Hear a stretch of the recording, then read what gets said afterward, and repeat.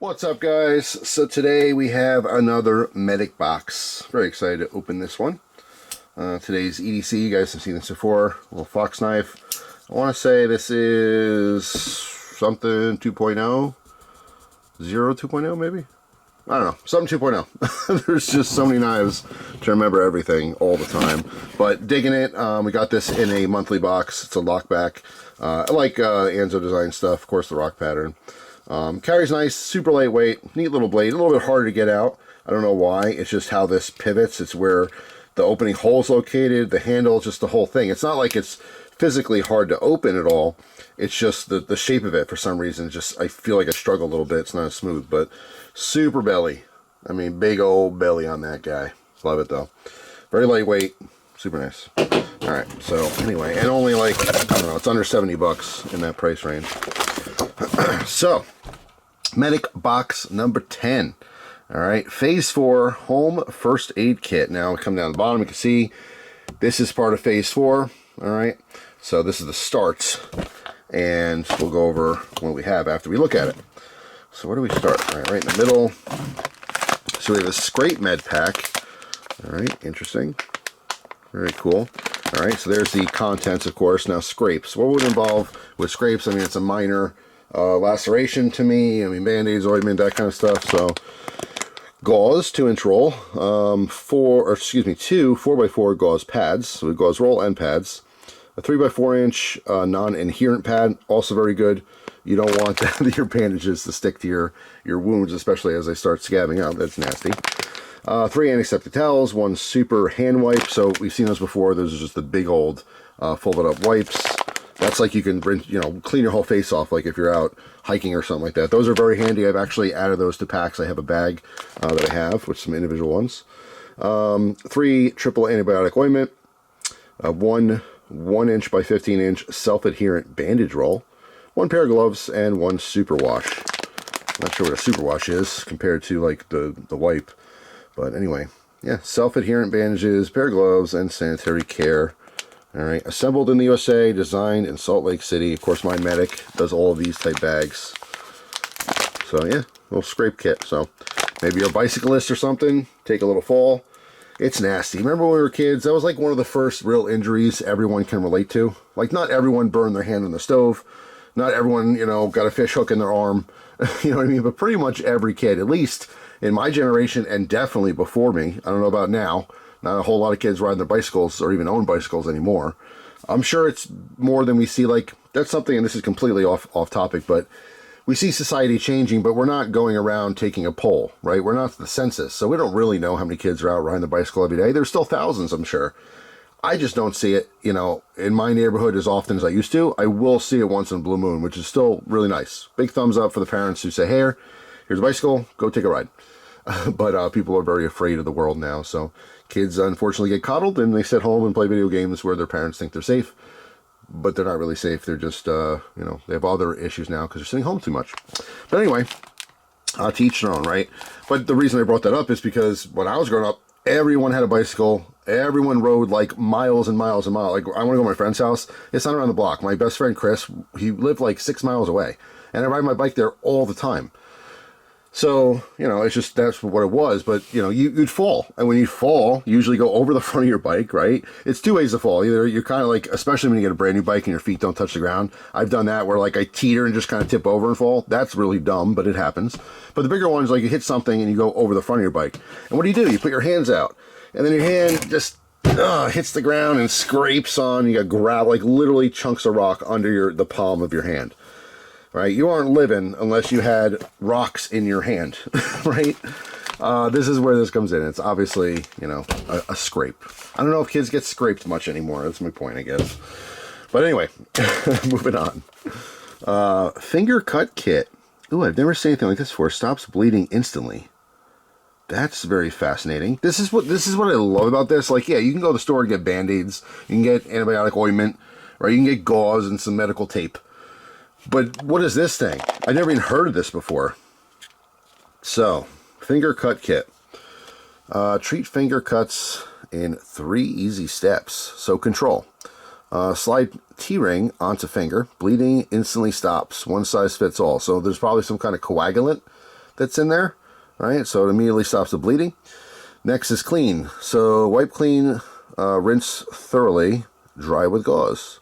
Okay, so I guess you're leaving the finger on. So you put it through the ring, then you clean the finger with the ring on, as you can see, and then you bring it back the other way. It says, close with wound strips. Ooh, fascinating. I don't know if that's part of, like, I'm seeing it as you pull the ring off and it puts these strips on, but that may not be what it actually is. And then it's afterward, it says apply bandage. Remove T-ring, max 60 minutes. So this has a T-ring, a cleansing wipe, gauze pads, 3 wound strips, bandages, shower shields. That is fascinating. Got to open this up. Got to take a peek. Usually medical gear I don't like open. Oh, nice. All right, so we can see everything. That is really cool. That's different, for sure. So, interesting. Next time, I have to remember, next time I get a cut to, like a cut of my finger, especially with something nasty, like, you know, especially the inside of your fingers, you get a random cut here or something like that, or a splinter that's really nasty, you pull it out and it's kind of a wound. We'll see how that works out. I'm super curious about that. I like interesting, very specific type medical gear that you just won't find at, you know, Walmart or like in a cheap medical kit. So anyway, all right, so we have, let's see, Respo 2, right, or Resp Oxygen, fingertip pulse oximeter. Okay, I actually have one of these. I don't know why I struggled so much trying to figure out what this is, or reading it. I got still to work on English. This is going to be your, you know, when you go to the hospital and they put the thing in your fingertip. I'm assuming, don't get me wrong, I don't know offhand what an oximeter is, but I'm assuming or guessing, I guess, that it's something they already own, which tells you your heart rate and your blood oxygen level. Now, the reason I have one is because when COVID hit, right, everyone was worried about suffocating and, you know, getting water in the lungs and all that kind of stuff. So one of the bigger things they suggested to people was to get a little oxygen meter, and they're cheap, you know, 30 bucks in and around. I'm sure you can get more expensive ones. Let's double check though and make sure I know what I'm talking about. And yes, that's exactly what this is. All right, so this is fantastic for all kinds of uses, not just for I mean, obviously it's medical related, but you can use this for anything. Let's say you're going to the gym. You can keep this thing in your pocket, or you can keep it on a lanyard. I'm sure, yeah, this has a lanyard hole in there. So you can wear it on your neck, whatever. And when you're at the gym, a lot of times when you're on machines, especially like treadmills or like the bike, they'll have that little metal thing you can kind of get your heart rate, and you just by holding it a certain way, it'll show on the screen. That's super cool. And most gyms have that. That's probably like a, I don't know, a standard thing on those machines. But let's say you don't have it, or you're doing something out, you're, you know, lifting weights or whatever, but you feel your heart pumping. It's really good to get a heart rate. Now the blood oxygen level, that's obviously even more important, but you want to make sure your heart rate is in a certain range, not only to know that you're working out, because if you're not working out hard enough and your heart's not beating as fast, it's not as effective, but you also want to be in that safe range. You don't want to get, you know, past where it's dangerous, because you could have a heartbeat that's so fast it becomes very dangerous. So again, you've seen this at the hospital, you stick your finger in there, it barely holds on. I don't have the batteries in here right now to show you, but it's going to have your blood oxygen level reading, and it's going to have your heartbeat. Very, very cool. Actually, this is something I think everyone should have, like people in your home, and maybe this is worth making a video one day, but there's basic things I think every household should have, right? Now, overall, I think every household should have a gun or two. That's to me, is basic. A couple hundred rounds of ammo seems basic to me. Not everyone's into that. That could become a political issue, or maybe personal, I have kids, or I don't feel safe, whatever. That's fine.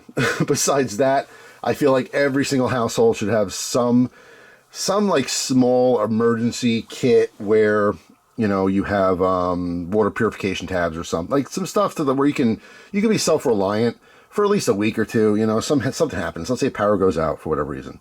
You want to be able to help yourself, right? Not just be totally open to, you know, relying on society. Medical stuff, obviously, I go over it all the time. You should have basic medical stuff, maybe a little bit advanced depending on what it is. Every household should have smoke alarms. Every household should probably have a carbon monoxide detector somewhere. That's a good idea. All these different things where I think are like basic stuff, right?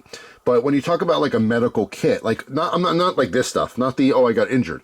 I'm talking about just like you get sick. I think everyone should have at least a tackle box.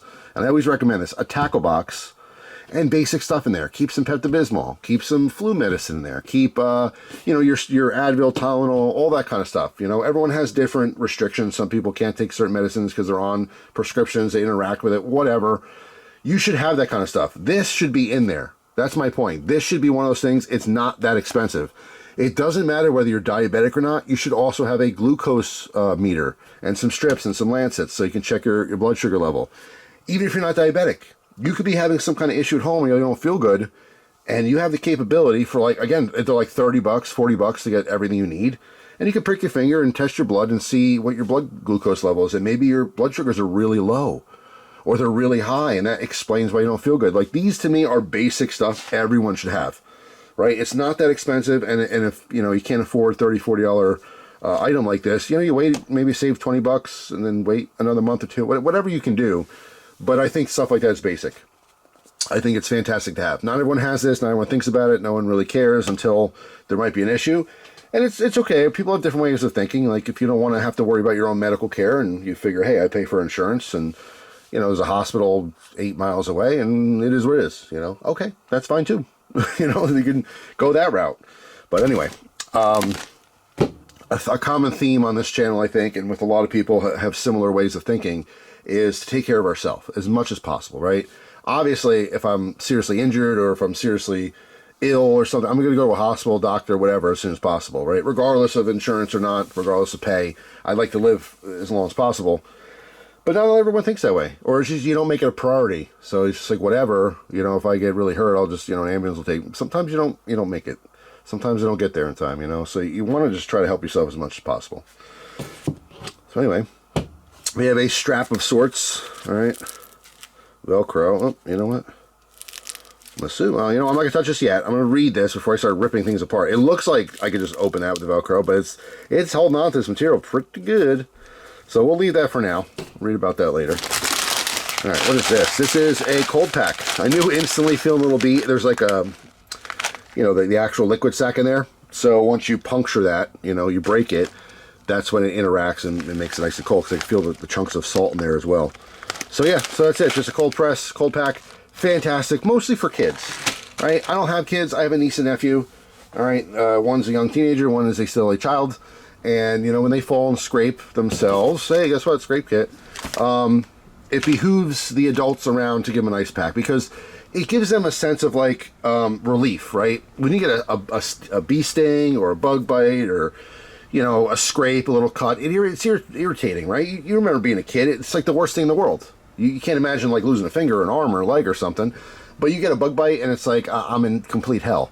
When you give them a cold pack, for some reason, kids are just like, you know, the crying subsides, you know, the blubbering subsides, and they feel like, okay, they're getting better because that coldness, right, it numbs up the area, and they don't feel that what we would know is irritation. To them, it's pain. It's the worst pain in the world, getting a scrape on your, you know, fall on your bike, we're talking about, right? Or, again, a bee sting or something. These really help. It's just a deterrent. It keeps the kid, like, calm. For an adult, the practical use, obviously swelling. You know, and then what I've learned from my doctor is you have about 24 hours with swelling. What I mean by that is, like, if something's swollen, you put cold on there, after 24 hours, the cold's not helping anymore. Then you want to kind of switch to heat. And I hear all kinds of stuff back, if that's just what my doctor suggests. But people will say, you know, heat 20 minutes, then cold, back and forth, whatever. Everyone's got their own thing. But yeah, for an adult, there is a practical use for these as well. It could be as simple as, you know, you got a toothache or something, and you just kind of want to numb it up. Again, you should have, like, the little Oragel stuff for tooth pain. That's a great staple. Unless you want to just throw, like, a little whiskey in a rag and put it in there, like old school. I'm sure some of your parents or grandparents did that for you, right? But yeah, just cold pack, simple. It's just nice to have one. Obviously, these are fragile. Once this gets punctured, it'll get cold and then get hard or whatever, and it'll never work again.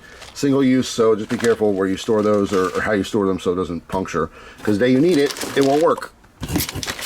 All right, so we got some kind of cool pouch here. Know your blood type. Eldon blood typing. All right, not sure what happened there, but anyway, moving on. We had a blood kit, or blood type kit, and a pouch. I started talking, but I realized the camera was off. I don't know where we left off. This is a blood typing kit, so you can figure out what your blood type is. All right, very, very cool. You can see everything that's there. All right, just good to know. Very good to know your blood type. You don't necessarily have to wear a bracelet and let the world know or whatever, but in an emergency, you know, if you happen to know offhand, that's certainly helpful when time is of the essence, right? Okay. Now, as far as blood type, like you can do this through your regular, when you get like your blood work done from the doctor, but you have to request it. If you don't have insurance, it's expensive, it's a whole thing. If you happen to have medical insurance and you get blood tests, you know, occasionally, if you don't know your blood type, just ask the doctor to throw that in there. You know what I mean? If the insurance is going to cover it or most of it or whatever, it's just good to know. Hey, you know what? I'm getting blood work. Just also just tell me what blood type I am. Because that's not something, I feel like that should be a standard thing every time they test, but not how it works. All right. So lastly, we have a cool medical pouch here.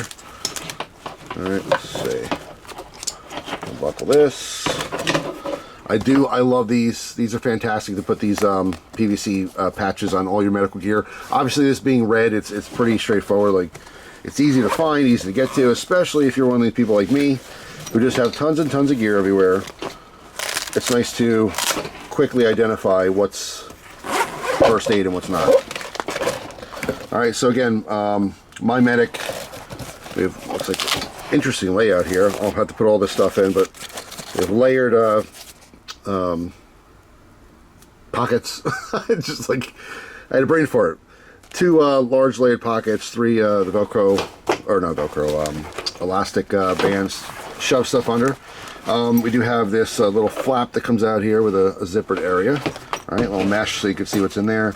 Tons more elastic, another big pocket. I mean, you have to get creative sometimes with how you put these things together, these kits. You kind of want the important stuff more accessible, if that makes sense. So like when you have certain types of medical gear, if you need to get something and it's time sensitive, you want that like up front and center. So you're not digging through or whatever. In emergency, I mean, I've cut myself or had dealt with other people's issues, and I just had medical gear. I like just rip through it and open it up, and I didn't care because in the moment, I just want to get to what I need to get to as soon as possible. I can always take the time later to put everything back nice and neat and all that stuff, right? Because we like to be organized. Everyone, or most people, like to feel like that. But yeah, you just kind of want to keep in mind what you need to get to quickly. That's, you know, time is of the essence type thing. Someone got cut, they're bleeding and bleeding and bleeding. You know, you don't want to just be fumbling around going, all right, well, no, that's I don't need that. Let me take that out. Okay, well, this thing fell out, so let me put that back in. No, obviously you just want to take care of business, and then later you can, you know, play around with putting your kit back together. Also, a quick little tip, when you use gear, make sure you replace it. It doesn't have to be like that second, but make a little note. Make a note in your phone or a reminder or something like that. Jot it down somewhere so you know, hey, in the future, I need to replenish this, because I know a lot of people have been in that situation. Something as simple as Band-Aids. Now, I happen to have millions of Band-Aids these days, but like growing up, we had a box of Band-Aids my mom would buy. You know what I mean? And we had a, you know, medical closet. It was basically a towel closet or whatever, but we had the shelf with all the medical stuff. And it's like, yeah, you need a Band-Aid. Oh crap, we're out of Band-Aids because the last person who grabbed the last one is kind of a disorganized, you know, tray of things or whatever. Now you're SOL, right? Where's my Band-Aid? I don't have one. Same thing goes with those medicines, like I talked about. You got a stomach ache, oh, let me get the Pepto. Oh no, we're out of Pepto. That doesn't help you. Now you got to, you know, take your stomach ache and get in the car and go to the store to get Pepto. Flu medicine, when you feel like you have the flu, you do not want to jump in the car or have to rely on someone else getting medicine. You just want it, bing, bam, boom, right now. So assess those things. Regardless of medic box, I mean, it's fantastic. This is a fantastic club, by the way. Again, getting very unique things like this finger, you know, cleaning kit. It's just cool being exposed to gear like that and having these different capabilities. But just assess your own stuff. It doesn't have to be extreme. You're not an EMT person now. You're not working at the hospital. You know, Band-Aids, Advil, aspirin, stuff like that. Tums, you know, some antacids. Just kind of think about the basics, things that you need in your life. You know, like, for example, Tums. Sometimes I get, like, acid reflux or indigestion, whatever it is. I get heartburn occasionally. And so I just have that on hand. It's something that I value in the moment. Like, I'll wake up from it. All of a sudden I'll just wake up and my throat's burning and it's a horrible pain. So I'll go to my kit and I'll grab some, you know, some Tums and bing, bam, boom, wait 20 minutes, I'm okay. That might not affect you at all. So you don't need to store stuff like that, but think about what you need in your life, you know? So anyway, that's it. Being prepared is a good thing. And medical gear is obviously part of that. We got to keep ourselves alive and safe and comfortable and pain-free, right? So that's the whole point of this stuff. So that's all. Hope you guys have a wonderful day. Looking forward to next month's, the second phase for the home here. But anyway, you guys can pause and read there if you want. Yeah, very cool. And like I said, with the medic box, you do get all kinds of extra stuff too, but it's online. I can't really show you that easily, so I don't. Maybe it's just a laziness. I suppose there's some way I can show it to you, but you have to trust me on it. Or just see what's on the card so you know, what other stuff is involved with this if you were interested in getting a medic box. That's it for now. Thanks for watching. Hope you guys have a fantastic day, and I will see you tomorrow with a brand new video. Take care.